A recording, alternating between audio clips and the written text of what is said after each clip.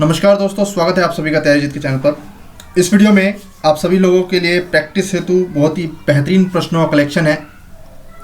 देखते हैं कितने प्रश्नों का उत्तर आप सभी लोग जानते हैं। वीडियो को ज़रूर देखें और वीडियो पसंद आए तो वीडियो को लाइक करें। बेहतरीन प्रश्नों का कलेक्शन है और इस तरह के क्वेश्चंस जो हैं वीडियो के फॉर्म में आते रहेंगे। चलिए पहला प्रश्न देखते हैं। इलाहाबाद में कौन सा मेला मनाया नहीं जाता है? अर्घा मेला, माघ मेला, कुंभ मेला, बैसाख मेला। सही जवाब है पहले का, इलाहाबाद में कौन सा मेला नहीं मनाया जाता है? बैसाख मेला, ऑप्शन डी। यहां पर दो प्रश्न है। पहला प्रश्न है उत्तर प्रदेश राज्य कब अस्तित्व में आया था? चार ऑप्शन है। 5 अप्रैल 1937, 1 अप्रैल 1947, 1 अप्रैल 1937, 24 जनवरी 1937। पहले उत्तर प्रदेश को संयुक्त प्रांत के नाम से जाना जाता था और इसी अस्तित्व में आया उत्तर प्रदेश राज्य 1 अप्रैल 1937, ऑप्शन सी। एक क्वेश्चन जो 2 बार पूछा गया है कि उत्तर प्रदेश सरकार द्वारा उत्तर प्रदेश दिवस कब मनाया जाता है, किस तिथि को? तो हर साल 24 जनवरी को उत्तर प्रदेश दिवस मनाया जाता है।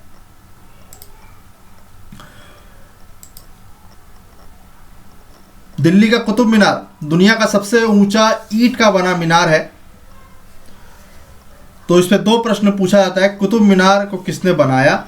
दूसरा प्रश्न जो इससे पूछा जाता है कि कुतुब मीनार के निर्माण से कौन सा शासक जुड़ा हुआ नहीं है। प्रश्नों को ध्यान से देखिएगा कि क्या पूछा है प्रश्न में पेपर के समय। तो यहाँ पे 4 शासक हैं जिसमें से 3 शासक जुड़े हुए हैं और एक जो है उससे जुड़ा हुआ नहीं है। फिरोज शाह तुगलक, कुतुबुद्दीन ऐबक, अलाउद्दीन खिलजी, इल्तुतमिश। तो वो शासक जो इससे संबंधित नहीं है वो है ऑप्शन सी, अलाउद्दीन खिलजी। श्रेय दिया जाता है इल्तुतमिश को और इसका पुनर्निर्माण का यानी कि मेंटेनेंस का श्रेय भी दिया जाता है फिरोज शाह तुगलक को। कुतुबुद्दीन ऐबक के नाम पर तो कुतुब मीनार ही है। रजिया सुल्तान किसकी बेटी थी? ये भी एक प्रश्न पूछा गया है, इल्तुतमिश की। बाजार व्यवस्था किस सल्तनत शासक द्वारा लाया गया था? अलाउद्दीन खिलजी। मलिक काफूर जिसको 1000 दिनार में खरीदा गया था, इतिहास में दर्ज सबसे महंगा पुरुष मलिक काफूर जो कि एक किन्नर था, किसका सेनापति था? अलाउद्दीन खिलजी। दक्षिण भारत को जीतने वाला जो है एक नपुंसक इंसान अलाउद्दीन खिलजी के समय था ये। और ये प्रश्न बना है मलिक काफूर पे। पद्मावत फिल्म में भी आपने देखा होगा। चलिए आगे बढ़ते हैं। तुगलक वंश का संस्थापक इनमें से कौन सा था? दूसरा प्रश्न जो पूछा गया है कि किस वंश को समाप्त करके तुगलक वंश की स्थापना की गई। तो ये दोनों प्रश्न पूछे गए हैं। तो तुगलक वंश का संस्थापक कौन था? मोहम्मद बिन तुगलक, गयासुद्दीन तुगलक, फिरोज शाह तुगलक, मोहम्मद शाह। सही जवाब है ऑप्शन बी, गयासुद्दीन तुगलक ने तुगलक वंश की स्थापना की थी। और किस वंश की समाप्ति के बाद तुगलक वंश की स्थापना की गई? तो खिलजी वंश के समाप्ति के बाद। फिरोज शाह तुगलक। भारत में सर्वाधिक नहरों का निर्माण का श्रेय किस सल्तनत शासक को जाता है? फिरोज शाह तुगलक को। सल्तनत काल का सबसे बुद्धिमान शासक किसे कहा जाता है? जो अपनी परियोजनाओं को, जिसने परियोजनाएं तो बहुत लॉन्च की लेकिन उन सभी परियोजना में लगभग उसको असफलता मिली, तो वो थे मोहम्मद बिन तुगलक। जौनपुर और हिसार की स्थापना किसने की? फिरोज शाह तुगलक ने। सड़कों का निर्माण फिरोज शाह तुगलक। तो फिरोज शाह तुगलक एक काफ़ी इंपॉर्टेंट शख्सियत जिस पर कि इतिहास में कई सारे प्रश्न बनते हैं, हम अपने आने वाले वीडियोस में भी देखेंगे। एक ऐसा शासक सल्तनत काल का जिसमें हिजड़ों या फिर कहें कि महिलाओं की संख्या सबसे ज़्यादा थी दरबार में, तो सही जवाब हो जाएगा मोहम्मद शाह। एकमात्र ऐसा शासक जिसको कि रंगीला के उपाधि से भी जाना जाता है, मोहम्मद शाह। ये सारे प्रश्न पूछे गए हैं एग्जाम में। प्रश्नों को विविध रूप से तैयार करिएगा, इससे आपको फ़ायदा रहेगा। अंडमान निकोबार द्वीप समूह भारत का एक संघ शासित प्रदेश है। निकोबार में द्वीपों की संख्या क्या है? 247, 20, 19, 300। सही जवाब क्या होगा? सही जवाब है 19।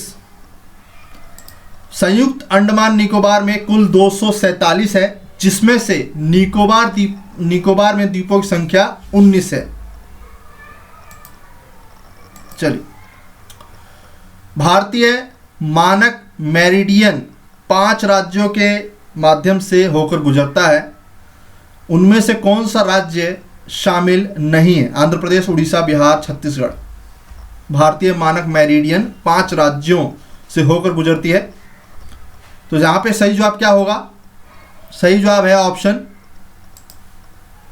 सी, बिहार, उत्तर प्रदेश, मध्य प्रदेश, आंध्र प्रदेश, छत्तीसगढ़, उड़ीसा।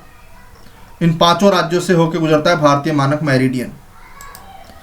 बढ़ते हैं अगले प्रश्न की ओर। हर साल कई प्रकार की वायु और थल सेनाओं के बीच संयुक्त अभ्यास होता है। यहां पर दिया हुआ है, आपको बताना है कौन सही सुमेल नहीं है। श्रीनेक्स भारत और श्रीलंका के बीच में, कॉर्पेट भारत और मलेशिया के बीच में, सूर्य किरण भारत और नेपाल के बीच में, सिम्बैक्स भारत और सिंगापुर के बीच में। तो कौन सही सुमेल नहीं है? यूपी SSS का प्रश्न है, यूपी PCS में ही पूछा गया प्रश्न है। तो इस तरह के प्रश्नों के लिए आपको खुद को तैयार रखना होगा। तो श्रीनेक्स ये एक नौसैन्य अभ्यास है भारत और श्रीलंका के बीच, बिल्कुल सही है। सूर्य किरण ये थल सेना संयुक्त सैन्य अभ्यास है भारत और नेपाल के बीच। सिम्बैक्स ये एक नौसेना संयुक्त अभ्यास है भारत और सिंगापुर के बीच, ये भी सही है।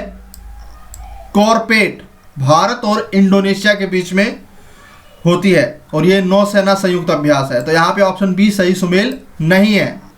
चलिए बढ़ते हैं अगले प्रश्न की ओर। कुछ भारतीय अर्थशास्त्री ब्रिटिश शासन के दौरान भारत की राष्ट्रीय आय का मूल्यांकन करने का प्रयास किया था। इनमें से कौन अर्थशास्त्री नहीं है? दादा भाई नौरोजी, VKRV राव, RC देसाई, प्रशांत चंद्र महालनोबिस। सही जवाब क्या होगा? सही जवाब है प्रशांत चंद्र महालनोबिस।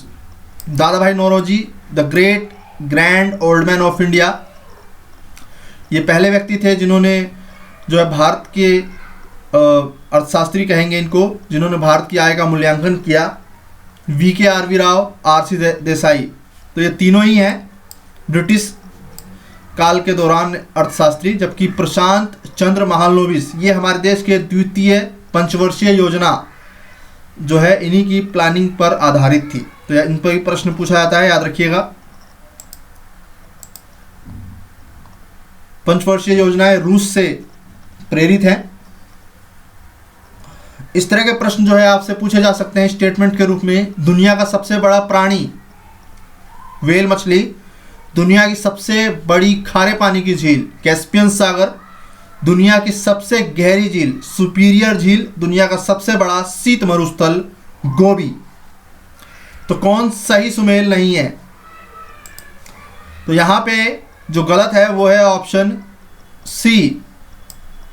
दुनिया का सबसे गहरी झील जो है वो बैकाल झील है, ना कि सुपीरियर झील। सुपीरियर झील के नाम पर जो फैक्ट है वो ये है कि दुनिया की सबसे बड़ी ताजे पानी की झील है अमेरिका की। 5 महान झीलें जो पाई जाती हैं अमेरिका में, उनमें से एक सुपीरियर झील ताजे पानी की सबसे बड़ी झील है।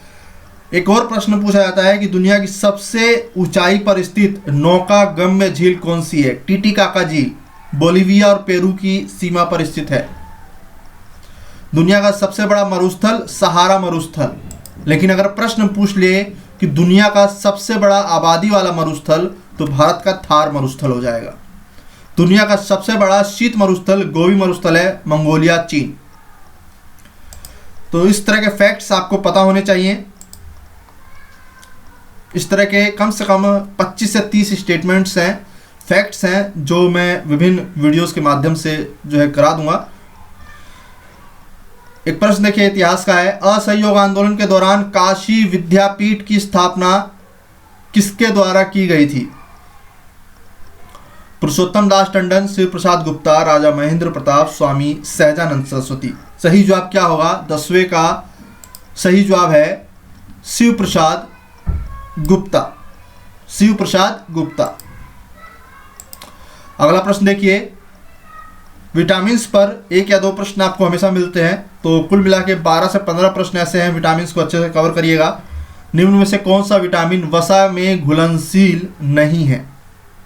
4 विटामिन्स का नाम लिया जाता है जो वसा में घुलनशील है, ए, डी, ई और के। तो यहाँ पे विटामिन सी एस्कॉर्बिक एसिड वसा में घुलनशील नहीं है। विटामिन ए को रेटिनॉल कहा जाता है, विटामिन ई का रासायनिक नाम टोकोफेरोल है, और विटामिन ए जो है रतौंधी रोग के लिए जिम्मेदार है।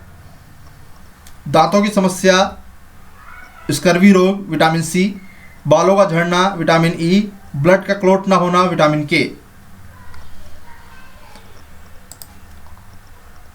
घातक रक्ताल्पता इंग्लिश का वर्जन है इसका अनीमिया, घातक अनीमिया, जिससे मानव शरीर में रक्त कोशिकाएं नहीं बन पाती।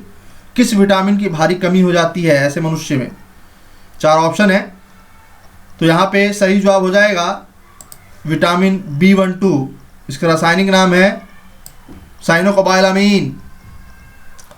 और एक और प्रश्न पूछा जाता है, लंबे समय तक स्वप्न याद रखने में मदद करने वाला विटामिन, या फिर बुजुर्ग लोगों में एंजाइमर जो नाम की मस्तिष्क से संबंधित जो बीमारी होती है उस संदर्भ में कौन सा विटामिन मददगार होता है? विटामिन B6 याद रखना है। लंबे समय तक स्वप्न याद रखने में कौन सा विटामिन सहायक है? B6। किस विटामिन में कोबाल्ट पाया जाता है? Vitamin B12। Riboflavin vitamin B2 को कहा जाता है। शरीर में तरल पदार्थों के संतुलन को बनाए रखने के लिए हृदय की मांसपेशियों के सही तरीके से काम करने के लिए डैश महत्वपूर्ण है? Calcium, iron, manganese, potassium. हृदय का जब भी बात की जाएगी तो हृदय के लिए पोटेशियम, ऑप्शन डी। नसें ब्लॉकेज ना हो, हमेशा इनमें तरल पदार्थ सही तरीके से बहता रहे, इसके लिए पोटेशियम तत्व की कमी शरीर में नहीं होनी चाहिए। त्वरित चांदी निम्नलिखित में से किसका एक उत्पाद है? चांदी, पारा, एल्युमिनियम, मैग्नीज। तो सही जवाब है पारा। कई बार ऑप्शन में पारद भी लिखा होता है, तो वो भी पारा को ही कहा जाता है। पारा से जुड़ा एक और प्रश्न पूछा जाता है कि अमलगम में हमेशा एक धातु कौन सी होगी? कोई भी ऑप्शन हो, पारे पे हमेशा टिक करिएगा, अमलगम। ठीक है, चलिए बढ़ते हैं अगले प्रश्न की ओर। निम्नलिखित में से कौन सा चक्र पृथ्वी पर मौसम के पैटर्न का एक महत्वपूर्ण पहलू है? कार्बन चक्र, जल चक्र, नाइट्रोजन चक्र, ऑक्सीजन चक्र। सही जवाब हो जाएगा जल चक्र, ऑप्शन बी। अगला प्रश्न है, निम्नलिखित में से किसका उपयोग करके पीने का पानी का रासायनिक कीटाणु शोधन किया जाता है? दूसरा प्रश्न है गेंगा रोग, और तीसरा प्रश्न है फ्लोरोसिस रोग। तो निम्नलिखित में से किसका उपयोग करके पीने का पानी का रासायनिक कीटाणु शोधन किया जाता है? तो पीने के पानी को प्रदूषण रहित करने के लिए क्या मिलाया जाता है? उसमें क्लोरीन की गोलियां, ऑप्शन बी। लेकिन यही क्लोरीन जब अगर ज़्यादा हो जाए तो तैराकी करने वाले को कौन सी समस्या हो जाती है? ये प्रश्न पूछा गया था कि स्विमिंग पूल में कई बार तैराकियों की चमड़ी जो है से संबंधित कुछ समस्याएं देखने को मिलती है। ऐसा किस लिए? क्योंकि ब्लीच किया जाता है पानी को क्लोरीन से, क्लोरीन की मात्रा अधिक हो जाती है। ठीक है, तो क्लोरीन को साफ करने के लिए, पानी को साफ करने के लिए प्रयोग में लाया जाता है, और ये काफ़ी घातक गैस है, इस बात को भी याद रखिएगा। और घर में क्लोरीन की गोलियां मिलाई जाती हैं 1 लीटर पानी में, उससे साफ किया जाता है। तो क्लोरीन घातक है मनुष्य के लिए। फ्लोरोसिस रोग किससे होता है? फ्लोरीन युक्त पानी पीने से। घेंगा रोग आयोडीन की कमी से। पर्वतों पर रहने वाले लोगों में कौन सा रोग सामान्यतः पाया जाता है? ये प्रश्न पूछा गया है, तो आपको टिक करना है घेंगा रोग। ठीक है, घेंगा रोग। निम्न में से कौन सीमांत गांधी के नाम से जाने गए इतिहास में? Abul Kalam Azad, sir Syed Ahmad Khan, doctor Rajendra Prasad, Khan Abdul Gaffar Khan. तो यहाँ पे सही जवाब हो जाएगा ऑप्शन डी, खान अब्दुल गफ्फार खान। एक प्रश्न बनता है कि भारतीय आंदोलन के दौरान लाल कुर्ती अभियान जो है काफ़ी चर्चाओं में रहा था पश्चिमोत्तर भारत में, ये किस अभियान के साथ शुरू हुआ? ऑप्शन में आपको भारत छोड़ो आंदोलन, सविनय अवज्ञा आंदोलन, असहयोग आंदोलन, खिलाफत आंदोलन, ये मिल सकता है, पूछा गया प्रश्न है। तो सही जवाब होगा लाल कुर्ती अभियान जो है आपका सविनय अवज्ञा आंदोलन के साथ शुरू हुआ। किसके द्वारा? खान अब्दुल गफ्फार खान के द्वारा। सीमांत गांधी इनको कहा जाता था। अब यहां पे कौन सा युग्म सही सुमेल नहीं है?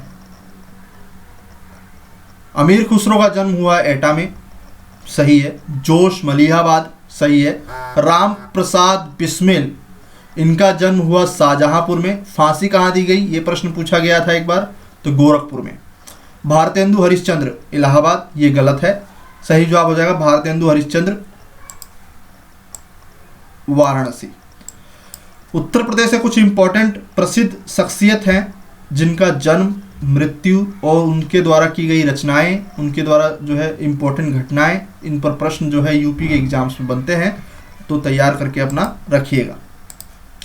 अमीर खुसरो खरी बोली के निर्माता, या इन कहें कि इन्होंने ही शुरुआत की थी उसकी। भारत में धान की प्रथम विकसित पौनी प्रजाति, ये प्रश्न जो है 4 बार पूछा गया है, यूपी ट्रिपल में भी 1 बार पूछा गया है। सही जवाब हो जाएगा ऑप्शन ए, जया। 19वें का हो जाएगा ऑप्शन ए, जया।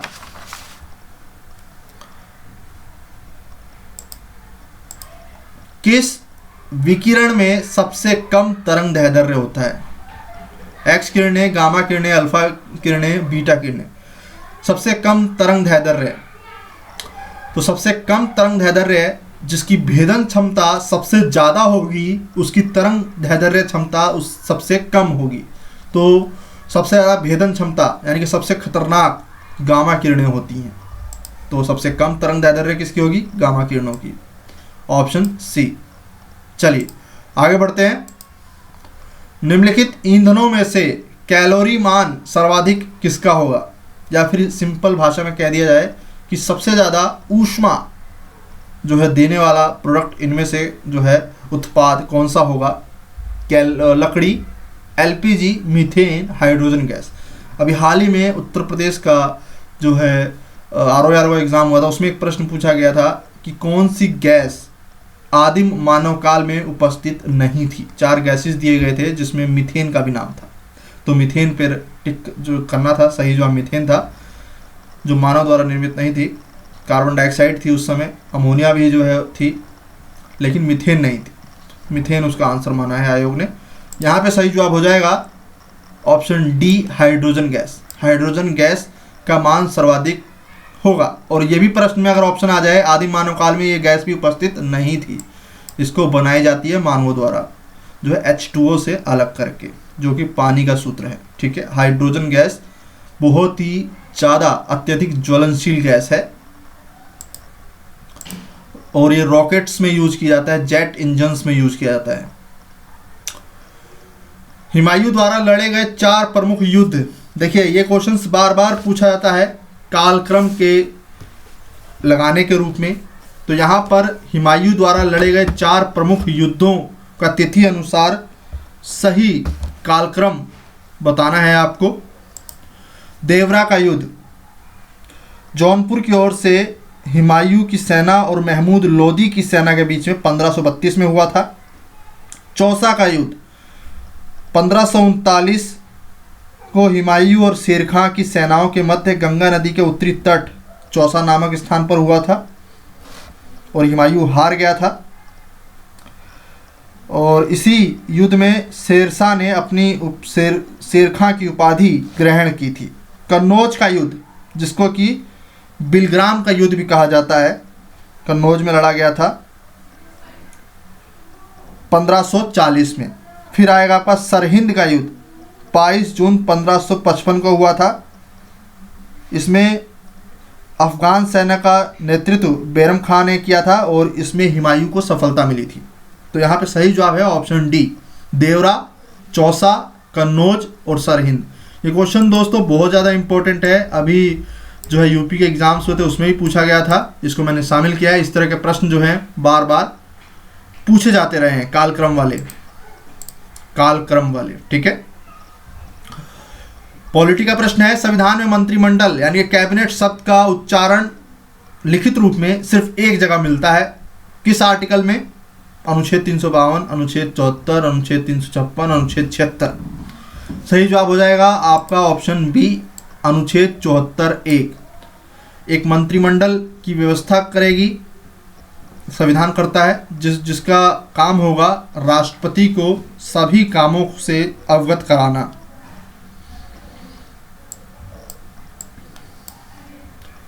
चलिए अगला प्रश्न देखते हैं। रणजीत सिंह ने कोहिनूर हीरा किससे प्राप्त किया था?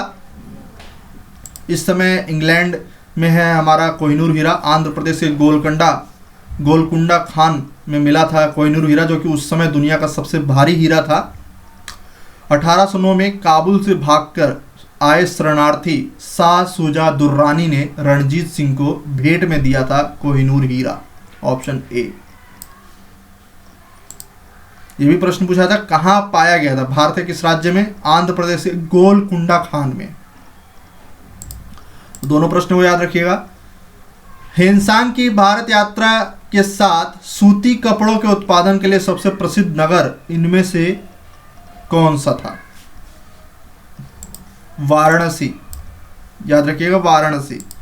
प्रश्न पूछा गया है। पंडित दीनदयाल उपाध्याय पशु चिकित्सा विश्वविद्यालय कहाँ अवस्थित है? ये राज्य का पहला और देश का चौथा है। इसके अलावा एक और प्रश्न मैं पूछता हूँ जिसका ऑप्शन एक ही है कि देश का पहला हाथी चिकित्सालय यानी कि अस्पताल उत्तर प्रदेश में कहाँ स्थापित किया गया है? तो सही जवाब है दोनों का मथुरा, ऑप्शन बी। भारत में राष्ट्रीय लेखा समंक एकत्रित किए जाते हैं जिसका नया आधार वर्ष क्या है? ये एक प्रश्न पूछा गया था 2011-12, याद रखिएगा। सही जवाब है केंद्रीय सांख्यिकी संस्थान, ऑप्शन बी, CSO। निम्न में से किसका प्रयोग नोदक या रॉकेटों में ईंधन के रूप में किया जाता है? तो मैंने अभी थोड़ी देर पहले बताया था हाइड्रोजन का प्रयोग किया जाता है, द्रव हाइड्रोजन के साथ द्रव ऑक्सीजन को मिला के, ऑप्शन डी। यहाँ पर हमने कुछ बेहतरीन प्रश्नों का कलेक्शन देखा।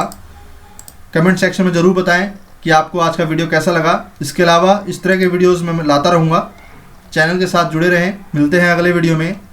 वीडियो को लाइक करें और अपने दोस्तों के बीच में शेयर जरूर करें। धन्यवाद।